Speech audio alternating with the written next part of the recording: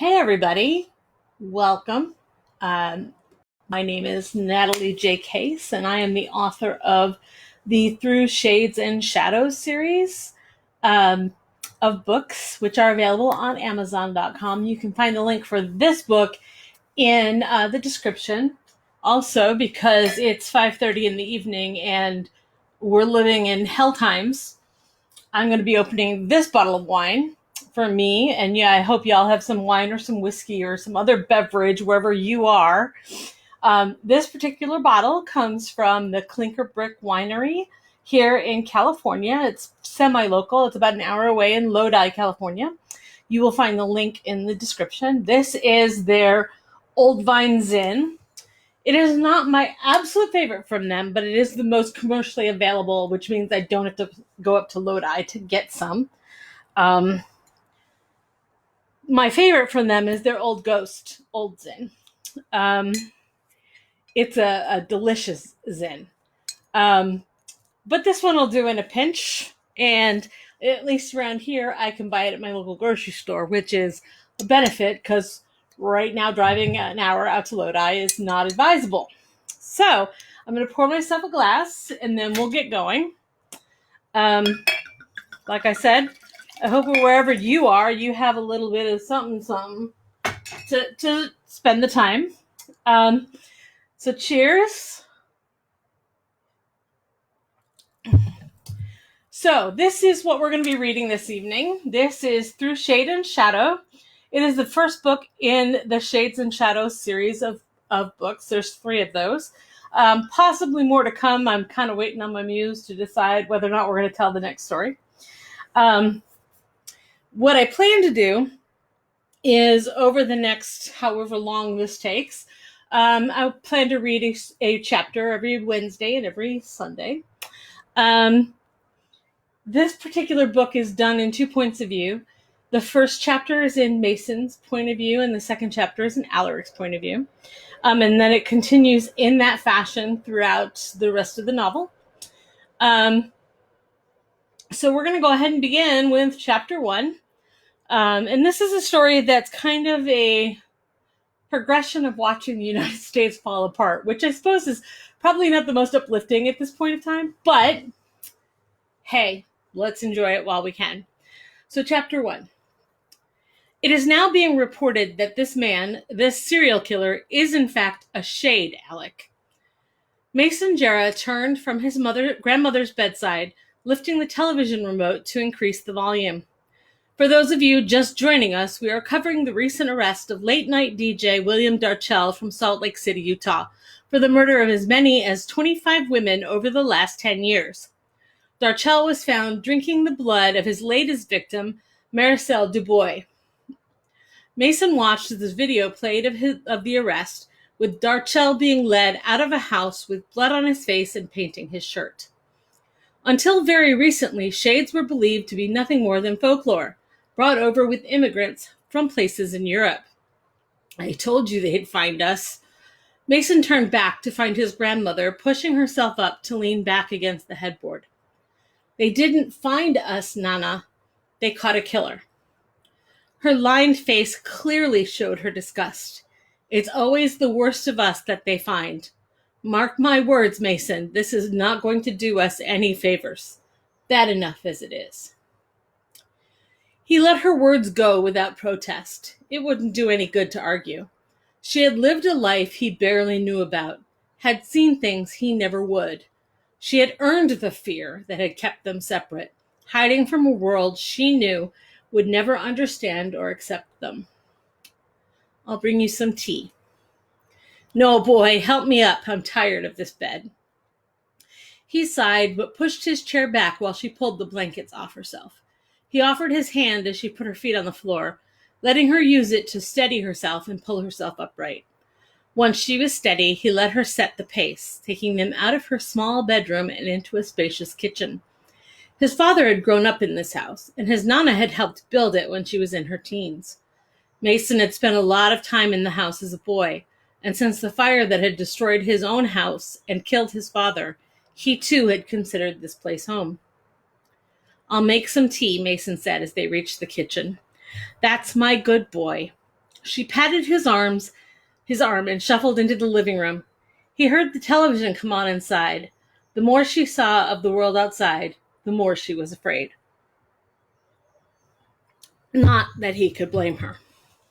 They were the last of their line. He was a few weeks shy of 18, and he had never met another shade who wasn't family. Mason set the kettle on the stove and set up the tray for his Nana's tea. He'd always thought they were the last, until they had received a letter from a shade on the East Coast, the daughter of one of his Nana's friends. If it was true that Darchel was a shade, things would change for any living shade. They had always been a thing of myth and legend, stories told around campfires and written about in books with other fantastical creatures like dragons and unicorns and witches.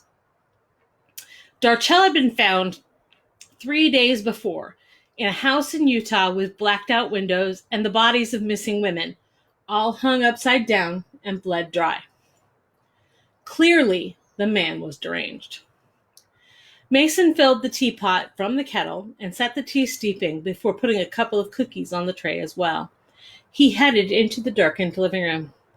Of course, liberal media is going to say there's no such thing as shades, a man on the television was saying as Mason set the tray down. They would try to tell us that this man has some sort of disease, that he should be pitied. I'm here to tell you that William Darchel is the son of the devil himself.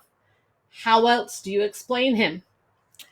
Mason poured the tea and handed the cup to his Nana, sitting beside her on the couch. Do you think he really is one of us, Nana? Mason asked. I think he might be. Look how pale he is. Never seen a sunny afternoon, that one. Mason watched the footage again as they replayed it. Darchel being dragged out of the house by two men, his face a mask of rage and blood. He flinched as the sun found his skin, pulling back instinctively, only to be dragged forward again. We are joined now by Utah Senator Norman Douglas. Senator, thank you for being here. Mason didn't recognize the man in the dark suit, but one look told him the man was a politician. His thick brown hair was sprinkled with gray and styled in a typical rich man's haircut. His gray eyes belied the serious set of the man's face. Something made him happy. Probably the free publicity. Thank you, Alec. I'm glad I could be here. Let me tell you something. This is not something we could have predicted, but rest assured that we are prepared to do whatever it takes to keep the people safe. What an ass! Mason glanced at his grandmother, smirking at her use of the pejorative. That man! She shook her head, never finishing the thought. They sat in silence for a while, watching as the news cycled through two other stories and came back to Darchel. It was all of his Nana's worst fears come to life. Her fear had kept him isolated. All he knew of his heritage as a shade he had learned from her, and most of what she taught him had been to teach him how to hide what he was from the world. There was a lot more to who and what they were, he knew that. He knew how to find clean water and to avoid salt and sunlight. He knew how to use the energy within him to ease aches and pains, but he also knew from the memories inside him that there was a lot he didn't know. The fullness of those memories wouldn't unlock until he turned 18. They were his mother's, hers and her lines, taken with her last breath when he was only 9 and locked away by his father until Mason was of age, when presumably he would have learned enough to understand them. His education in his heritage ended in 2 years after that, however, when his father was killed in the fire. His grandmother had forbidden him to use his gifts outside of the house, refused to teach him how to use the healing energy inside him to affect others. She was terrified they'd be found and killed, or worse. Listening to some of the people on the television now, he couldn't say her fears were unfounded. His birthday was a somber event. There was no cake, no presents. He sat beside his Nana in the shadows of her bedroom, holding her hand as if his grip could hold her in her body. There was a time, Mason, when we did not have to hide what we are. We were sought for the gifts we can give and not feared for them. She coughed weakly. But those times have long passed, and you need to be safe. You need to protect yourself from them that would use a shade to evil ends. I know not, Nana, Mason said softly, blinking away the tears. She had told him the same thing over and over for most of his life. There had been a great uproar about shades since Starchill's arrest. Old myths were played out and then debated on every news channel, along with talk of medical research. People were scared. Darchella had people believing the old stories about shades drinking blood to survive. It wasn't true.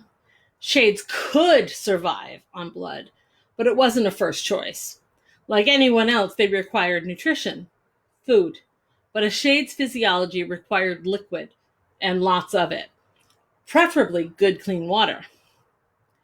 If they know what you are, they'll kill you. And if they don't kill you outright, they will torture you, make you do things, make you a monster.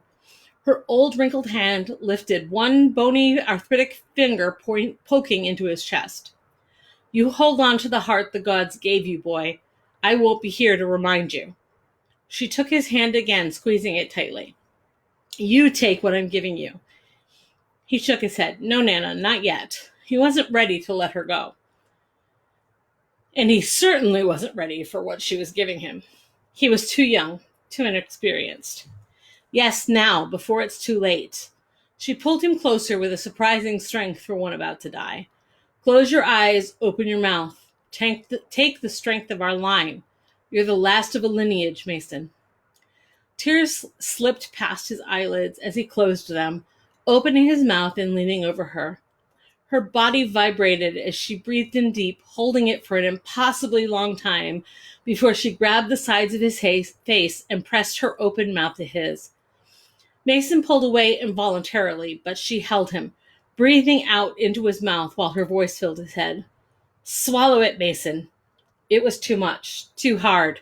Like a giant rock formed from her breath, getting bigger as he held it in his mouth. You must. He sucked in and forced himself to swallow, and the rock moved into his throat, then slowly down until he could feel the fingers of it stretching out, pulling itself into him, expanding as it filled him. She fell back to the bed, panting. There's my good boy. His throat burned, and he reached for the water on the side table, swallowing rapidly as the lump melted into him. It was different from when it was his mother. More, somehow. Images started leaking into him, memories from down their line, the heritage of his people, the root of their gift. They had been a proud clan once, and his Nana had always told him that once he was the last of the line, all the power, all of their history would be his to safeguard. She was the keeper of their line, and that hard ball of power and memory would bloom and flare in him. It was the right of the leader of his line, the power to lead, the memory of the world from which they came, the parting gift of every shade, every life collected. It was meant for an elder, for someone trained, someone who knew what he was. It was never meant for someone like him. Nana? Her eyes were closing, and he could feel the cold creeping into her. You be a good boy, Mason, she whispered. Make me proud. He felt her letting go, and clung to her a little harder. Please don't leave me. I'll always be a part of you. He couldn't tell if that was her actually thinking in his head or the part of her that was inside the gift she'd given him. Her death rippled through him, activating parts of him that were meant to be dormant until he was old enough to handle them. Mason stood, his stomach churning with grief, even as his body grew hotter. There was too much light in the room suddenly, the last rays of a late spring sun slanting through the closed slats on the wooden shades. And he ran, down the stairs into the basement, drowning himself in the dark, stripping down and immersing himself in the cool waters of the sinking pool.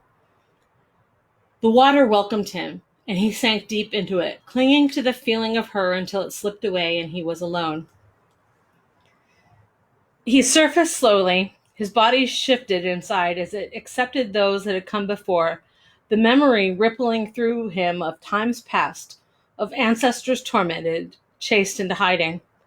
Some of it he knew from stories his Nana would tell him. Some he had guessed from her silences. His line was long, stretching all the way back to the days when shades were the healers and shamans, before the coming of the church had bred fear.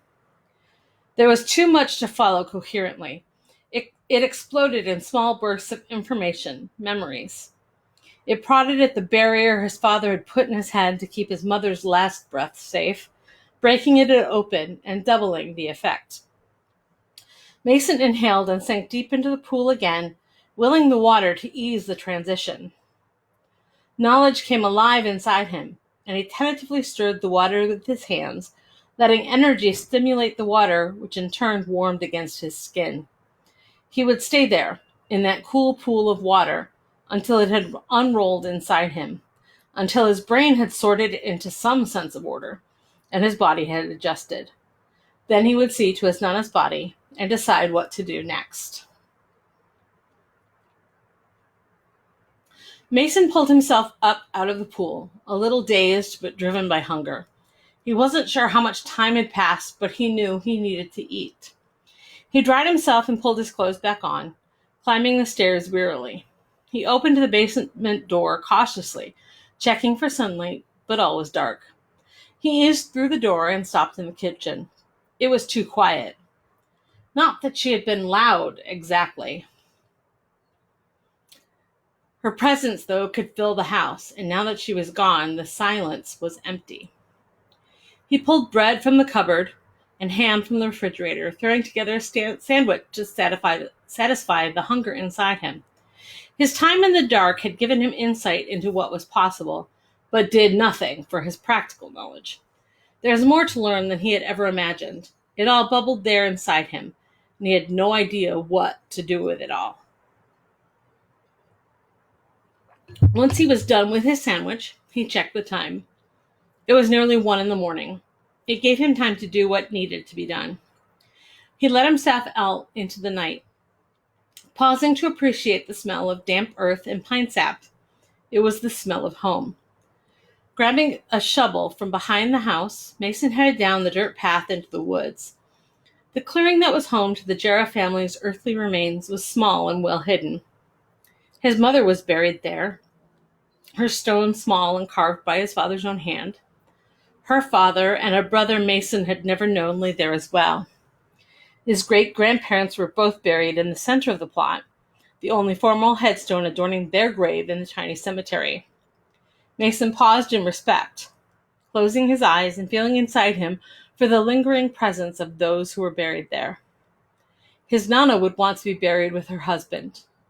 Mason turned to his grave, marked simply with a small cairn, and set his shovel to the earth.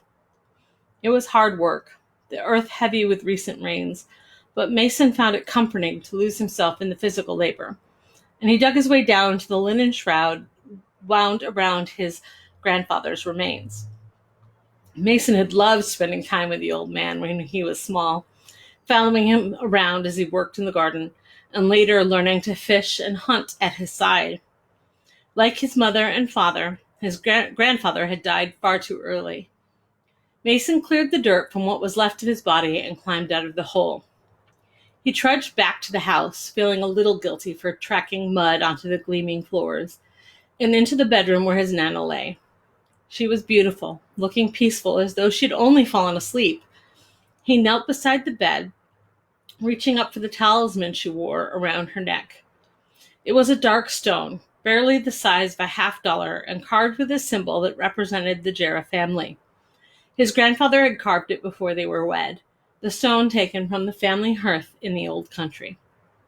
Mason removed it carefully, kissing the stone before lifting the leather cord and sliding it over his head. The stone sat heavily against his chest as he stood and prepared his Nana to join her husband. When he had wrapped her securely in the sheet, Mason carried her out to the graveyard and gently lowered her in to lie atop his grandfather's remain. For a long moment, he knelt beside the grave, memories spilling through him of other graves, other losses back through time. The sun would be rising soon. Gathering himself, Mason stood and covered the bodies with dirt. He was worried as he returned to the small house, his heart heavy with the loneliness.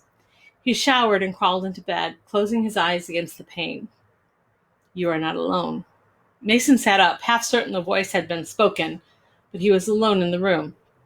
Slowly he lay back down, reaching inside him for the voice. In the dark, he could see others, shades. They were scattered. Each line had taken its own path centuries before. They weren't all broken. "You must find your book of line. You must carry the line forward." The voices inside him whispered to him, carrying him off to sleep, to dream of times when whole families came together to learn and teach, when the gifts a shade could bring were welcomed into the world and not feared. Mason woke shortly before the sun went down, filled with an urgency to find his grandmother's book. She had kept it hidden from him, afraid he would learn from it and somehow expose them. He dressed quickly and went into her bedroom. It still smelled of her as he turned on the lights. There wasn't much in the room that he wasn't familiar with. Her bed and nightstand, her antique dresser and mirror, all had stood in their place since she had been a girl. Mason crossed to her closet and opened the door. There was a small stool against the back wall. He pulled it forward and stepped up so that he could see the shelves on either side. There was a dusty photo album and old pair of dress shoes that had been his mother's. Behind the photo album was a beat-up cardboard box. He pulled the box to him and stepped off the stool. The lid was loose and came off easily, revealing something wrapped in an old quilt. Mason set the box down on the bed and unfolded the fragile fabric. He had seen the book once before, when the mourning time for his father had passed and his Nana had pulled it out to record his death. It seemed smaller somehow than he remembered it. The leather that covered the book was hand-tooled, the same symbol that adorned the talisman around his neck etched into the cover, and the name Jera was stamped beneath. He ran his hand reverently over the cover before opening it. Inside it was the history of his line, his family. It was incomplete, of course. In part, it was because his Nana had refused to update it after his father's death, and in part because the ancestor who had copied it from the original had been rushed, so it wasn't fully transcribed. He sat down and slowly paged through the book, marveling at how much there was to learn. The first pages were filled with the family tree and marked where the branches expanded onto other pages. There were stories of lives lived in other times and other places, as well as remedies and the recipes and the writing of varied hands. Now that he was alone, it was his duty to copy the book into one of his own. It was meant to help him learn his history and fill in the gaps of his knowledge of shade work and lore. Near the last half of the book, he could see his Nana's handwriting. She had made notes on various pages, changing measurements on a remedy to ease mouth pain, breaking down the ingredients in a family blend of herbs. Later pages she wrote herself, a recipe for honey wine flavored with honeysuckle and infused with shade healing to be given as a wedding gift. Mason stood and took the book out into the kitchen. He would need to go into town to get a book of his own. He could take care of the business of his Nana's accounts and the like while he was there. They didn't have much, but there was a small bank account, and he would have to record her death with the county. If he left early enough, he could get to town before sunrise, and only his walk home would include daring the sun. Mason left the book of line on the table and began making a list of things he would need. Near to 4 a.m, Mason pulled the empty backpack onto his shoulder and headed out. In the dark, he could take the fastest route down the dirt road. Shortly before he reached the town of Naft, the road would become gravel, and at the town limits, it became paved. The maps told him that the paved road would lead down to a 2-lane blacktop highway that would take him out into the world. Mason reached the start of the gravel and stopped to check the lightning skies. Sunrise wasn't far off. He pulled down the sleeves of his flannel shirt, covering his arms, and adjusted his old floppy hat to make sure his face was shaded before he set out again. The town of Naft had been growing in recent years. Since he was 14, he'd made the trek into town once a month to pick up what they needed: the things they couldn't hunt for or grow. His first memory of it was a single building that housed the post office, town hall, and a dry goods store.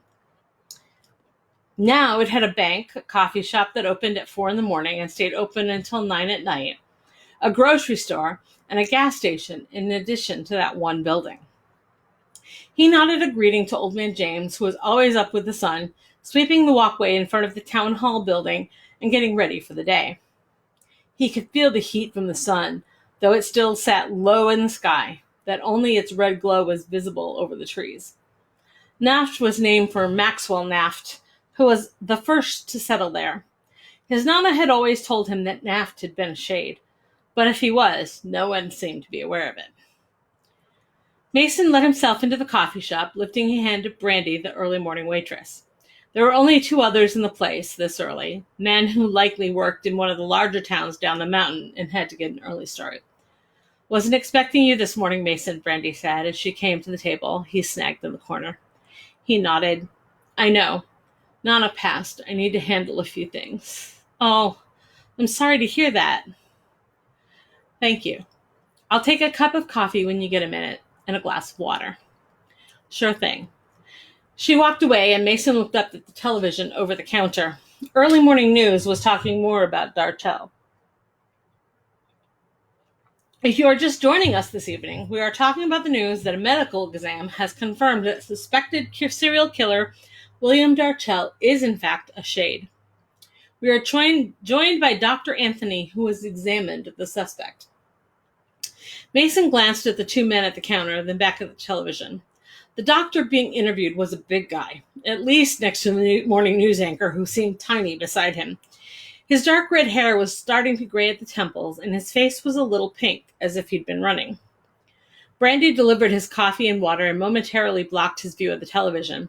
"Can I tempt you with a bagel or something?" "No, I'm fine. Just killing time until the bank is open." She followed his gaze to the television, shifting her weight to lean lightly on the table. "Can you believe this?" Mason sighed and sipped at his coffee. "Yeah, crazy, right? They're saying he was drinking the blood of the last victim when they found him." He looked up at her, nodding. "I heard that too." She shook her head. "Scary thinking those things are out here walking around with the rest of us." Mason swallowed. "There can't be that many of them, or we would have heard of them before now." "That's what the news was saying this morning," Brandy agreed. One of the men at the counter held up his coffee cup, and Brandy left Mason to go fill it. The doctor was gone from the screen, and instead, the senator he'd seen before was there. "Of course, we are concerned that there are more of them out there. Darchel insists that he acted alone, but as we find out more about him, I'm convinced that there are shades living among us just as he did.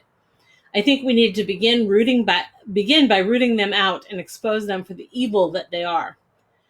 Mason shook his head and turned to look out the window.